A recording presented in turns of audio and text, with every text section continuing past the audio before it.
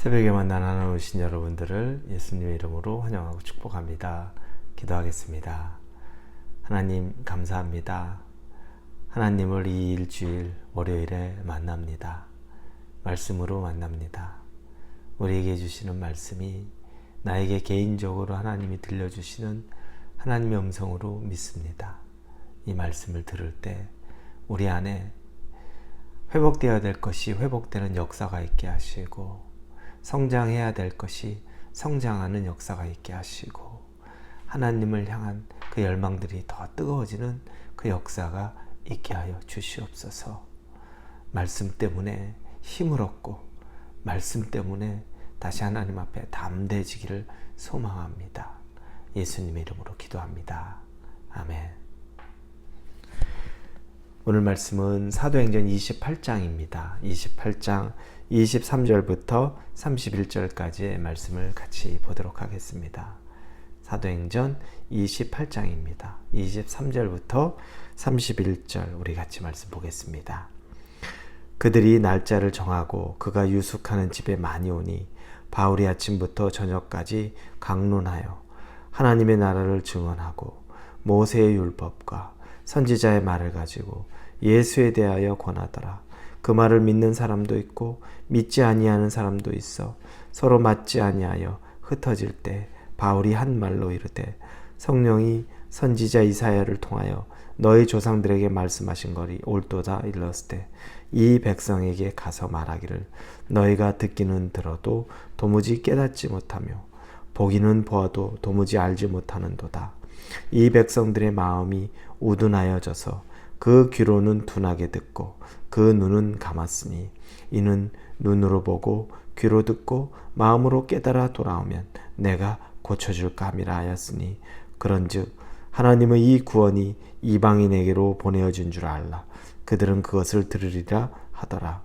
바울이 온 이태를 자기 셋집에 머물면서 자기에게 오는 사람을 다 영접하고 하나님의 나라를 전파하며 주 예수 그리스도에 관한 모든 것을 담대하게 거침없이 가르치더라. 아멘. 오늘은 우리가 보는 사도행전 마지막 시간입니다. 바울은 사도행전 7장 뒷부분부터 등장을 했습니다. 그리고 그는 교회를 핍박하는 일로, 그리고 예수 믿는 자들을 억누르는 일로 등장을 하는데, 다메섹으로 가는 길가에 그는 예수님을 만나게 됩니다. 그리고 그의 인생은 거기서부터 새롭게 변화되기 시작합니다. 그는 이제 율법으로 예수를 핍박하는 자가 아니라 복음으로 예수를 전파하는 자가 되었습니다. 그 새로운 삶은 수많은 도전과 어려움이 있었습니다. 바울은 그때부터 실질적인 고난의 연속이었습니다. 그가 예수를 만나고 난 이후부터 그의 외적인 삶의 모양은 고난입니다. 핍박받았고 매맞았고 쫓겨다녔고 감옥에 갇혔고 이런 일들이 부지기수입니다. 그러나 그런 외적인 고난이 그의 삶의 내적인 기쁨을 막을 수는 없었습니다. 여러분, 외적인 고난이 있지만 내적으로 우리 안에 하나님이 주시는 기쁨은 피할 수가 없는 겁니다. 그 깊이에까지 간 사람만 아는 것이 바로 그 은혜의 기쁨이요, 예수 믿는 그 삶의 기쁨이라는 겁니다. 이걸 다른 사람의 외적인 것들로 비교하고 판단하고 거기서 내가 무언가를 얻으려고 할 이유도 없는 겁니다. 자, 바울은 그래서 그 고난 가운데 이제 드디어 사람들에게 재판을 받게 되고, 그리고 그 재판을 항소하여 로마의 황제 앞에까지 가는 그 마지막 길에 로마에 이제 도착을 했습니다. 그는 로마로 가고 싶었습니다. 그곳에서 복음을 전하고 싶었습니다. 그래서 로마의 황제 가이사에게 그는 항소했던 것입니다. 그가 로마에 왔었을 때 그는 한 2년 정도 있으면서 가택연금 상태가 됩니다.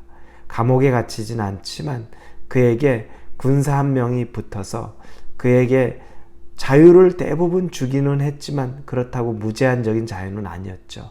그러나 자유의 좋은 점 중에 하나는 그는 사람들을 자유롭게 만날 수 있었고 복음을 전할 기회가 있었다는 겁니다. 그래서 그에게 찾아오는 사람들을 만나고 오늘 본문 읽은 것처럼 오는 사람들에게 복음을 다 전합니다. 그런데 그 사람들 중에 어떤 이는 복음을 받아들이고 예수를 믿습니다. 그런데 어떤 사람들은 받아들이지 않고 거부하고 떠납니다. 이건 여러분 바울의 영역이 아닙니다. 하나님의 영역인 거죠.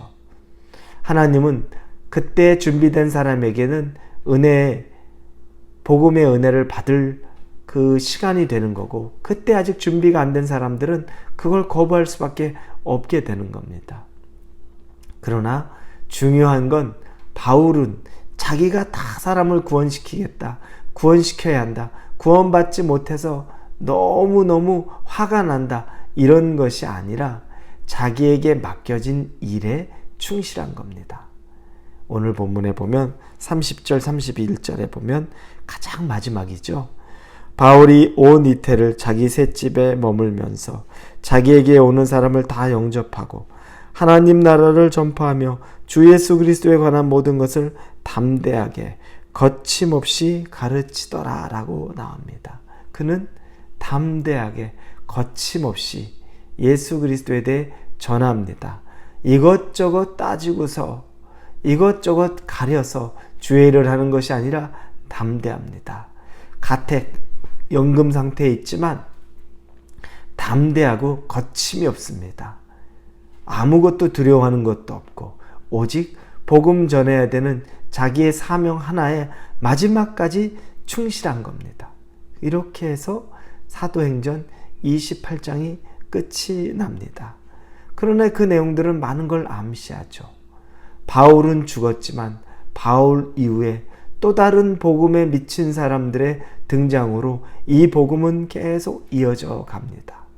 예수 그리스도 이후부터 그 사도들 그리고 제자들, 그 많은 사람들의 그 복음의 전파가 지금까지 이어왔고 또 여러분들을 통해 그 일들은 전달될 것입니다. 이건 현재 진행형의 이야기입니다. 그리고 미래에도 마지막 예수님이 오시는 날까지 이어질 일들입니다. 여러분, 혹시 여러분은 신앙의 연수가 찼다, 믿음 생활 오래 했다고 하는데 혹시 예수 그리스도에 대한 열망이 식은 것은 아닙니까? 이건 큰 문제입니다. 시간이 지난다고 해서 복음은 더 뜨거워지는 것이지 그 열망이 사라지는 것이 아닙니다. 여러분을 점검해 보십시오.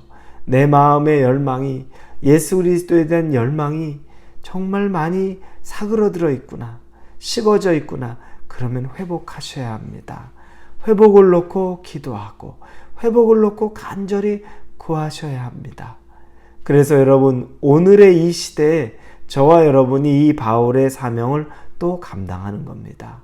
내일의 시대에 우리가 살아있는 날까지, 마지막 순간까지 바울이 거침없이 담대하게 복음을 전했던 것처럼 우리도 어떤 상황이든지 거침없이 복음을 전할 수 있는 사람이 되어야 한다는 것입니다.